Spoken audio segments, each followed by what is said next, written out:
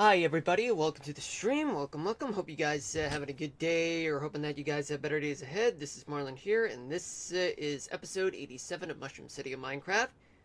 Although we are going to get to Minecraft in about an hour, but the first hour we're only going to be talking about the weather.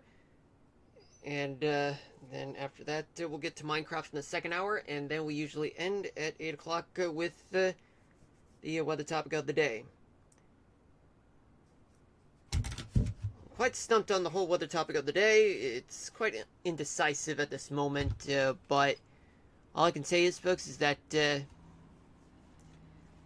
it's been so long since I've last streamed, which was probably Sunday. I mean, I know it was Tuesday, which we covered Hurricane Melissa when it battered through Jamaica and then through eastern Cuba. And then it made its way towards Bermuda after just an hour after making its way through the southern end of the Bahamas.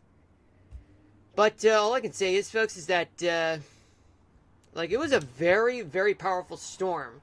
Category 5 hurricane.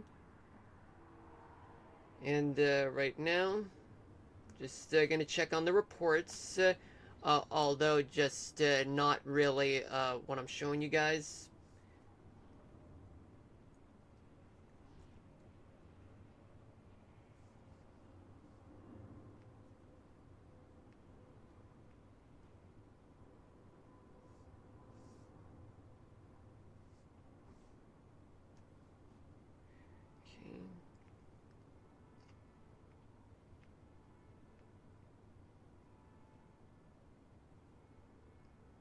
Okay, so far, as of 6:02 p.m. Eastern Daylight Time on Halloween 2025, Hurricane Melissa has become like a very powerful, is now a powerful post-tropical cyclone, and here's the past statistics. So, of course, it reached Category 5, and made landfall in Jamaica. And we've said in the previous stream that it was they made landfall just miles west of Kingston, the capital of Jamaica. It reached 185 miles per hour, or 295 kilometers per hour. Its minimum central pressure was 892 millibars. It was tied with the 1935 Labor Day hurricane. And then it made landfall in eastern Cuba. It's a Category 3 hurricane with winds of 120 miles an hour, or 195 kilometers per hour. Unfortunately, the fatalities have reached, so far, 56 throughout the Caribbean, and that includes 30 in Haiti, 22 in Jamaica. But right now, it's just what I've got so far, but that could change, folks. That could change.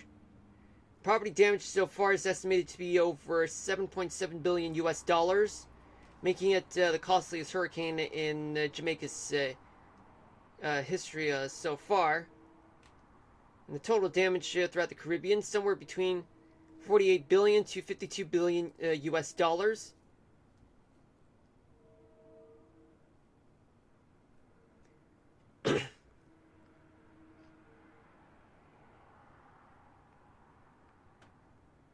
Its next name will be Nestor.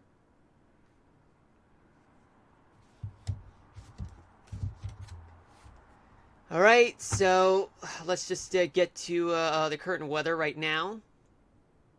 It's just awful that, those people in the Caribbean and as well as Bermuda. Well, right now, let's talk about what's going on in the continental and the contiguous United States. We got 8 high wind warnings and 2 flood warnings. Alright, so synoptically, we do have an area of low pressure located in northern New England. And, well, this has an occluded front. It's located in Maine and the Canadian Maritimes. But then ends up splitting into 2 fronts, a stationary front and a warm front. But one of them could be Melissa, though. We do have areas of low pressure in places like Wisconsin, Colorado, and Southern California. Areas of high pressure dominating throughout the Great Basin, the Northern Rockies, and parts of the northwest, but in the Bitterroot Mountains, though. We do have an all-cold front that's approaching British Columbia, but then splits into two fronts, a cold front offshore and a warm front approaching the Olympic National Park area. And let's zoom in places like the northeast. So, because of this area of low pressure at the surface, you do have winds that are coming from the west, bringing all that moisture into upstate New York, parts of New England, and as well as northern parts of Pennsylvania, with some clouds and a few showers approaching the Catskills and the Hudson Valley.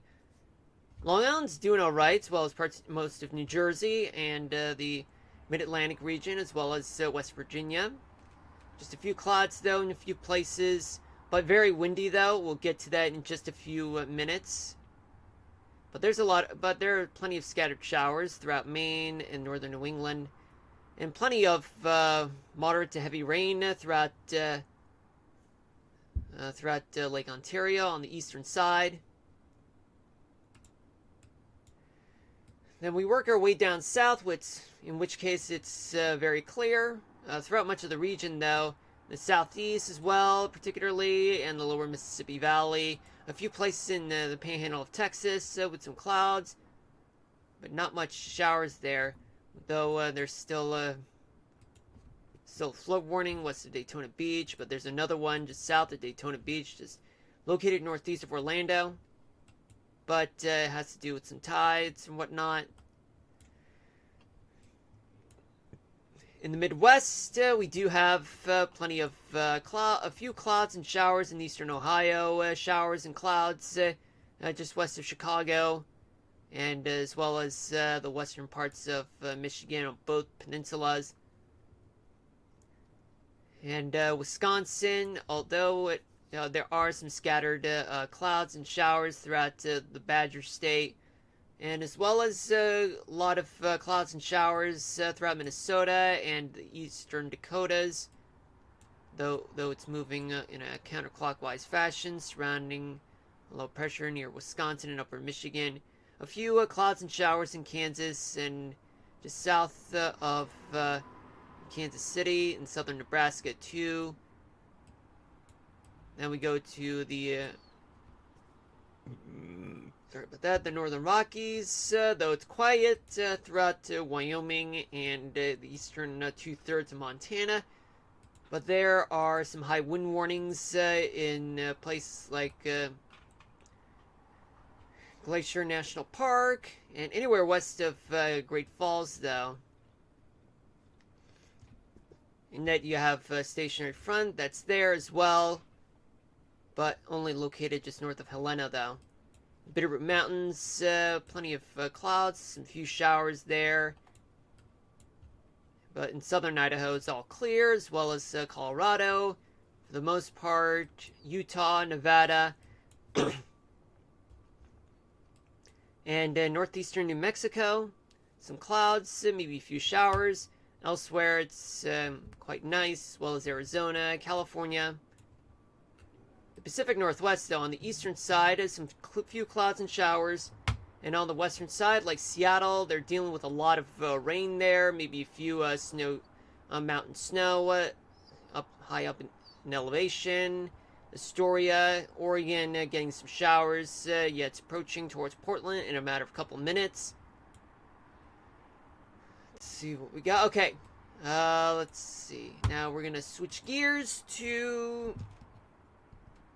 Oh, and before we do that, in terms of any rain that's going on, well, much of parts of the Northeast, ideal conditions for trick-or-treating, except for some winds, which we're gonna get to in a few seconds. But elsewhere throughout the Northeast, the majority of which it's not a really good, not a good day to go trick-or-treating. In the South, it's pleasant for the most part. The Ohio Valley and the Mid-Mississippi Valley. But in the upper Mississippi Valley, parts of the Great Lakes and Kansas, I wouldn't put money on, risk putting children out on the streets going trick-or-treating. In the desert Southwest, it's looking fine, and the Rocky Mountains, though. The Bitterroot Mountains in the Northwest, many places not ideal for trick-or-treating.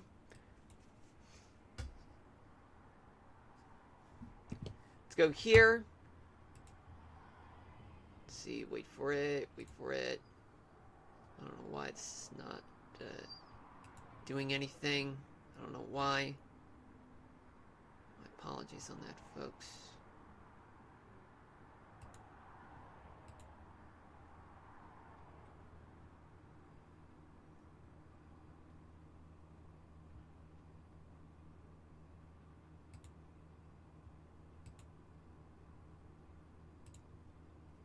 Just give me a minute, folks.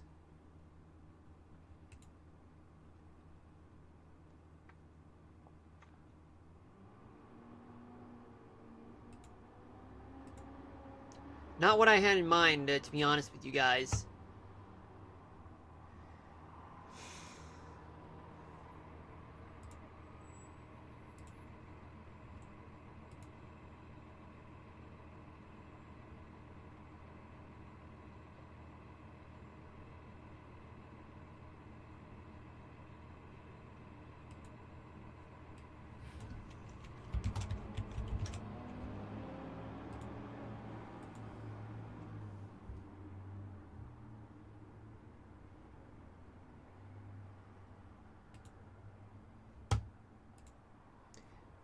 Okay, I just need to fix things, folks. Hold on a minute.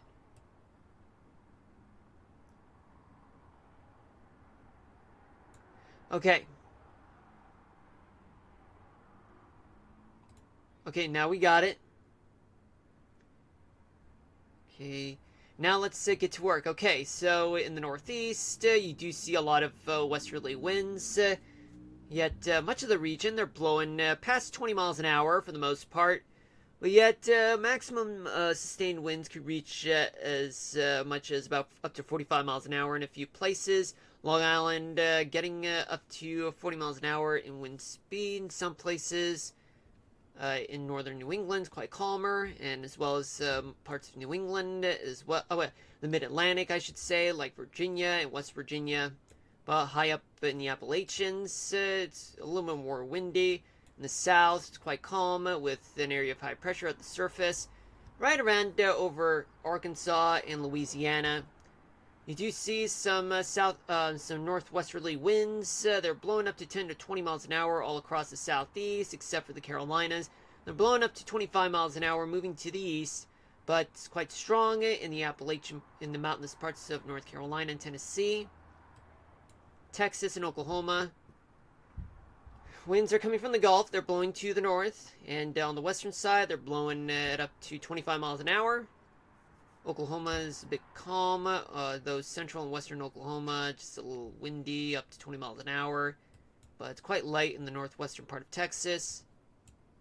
In the Midwest, though, westerly winds blowing up to 25 miles an hour. Throughout the Ohio Valley, Michigan, Wisconsin, up to 20 miles an hour. Blowing to the east-southeast. Minnesota, you have winds coming from the north, then shifting towards the southeast, or to the east generally. Yet, winds on the western side, they're blowing up to 25 to 30 miles an hour. Eastern side's quite calm. In the Dakotas, all the way down to Nebraska and Iowa, winds are coming from the north, but then they shift to the southeast, then to the east, moving up to 30 miles an hour for the most part. Missouri and Kansas, Missouri winds are moving to the east. In some places, they're blowing up to 30 miles an hour. In Kansas, winds are diverging. One side, on the eastern side, they're blowing to the east at up to 25 miles an hour. On the western side, blowing a little slowly, moving to the southwest at up to 15 miles an hour, or up to 20. In the west, though, you have plenty of light and variable winds throughout much of the west, though. In the Pacific Northwest, on the coastal side, winds are moving to the north at up to 30 to 40 miles an hour in a few places. Otherwise, it's going to be a little light, though, up to 25 miles an hour, or variable in some cases. In places like New Mexico, winds are moving to the east at up to 25 to 35 miles an hour.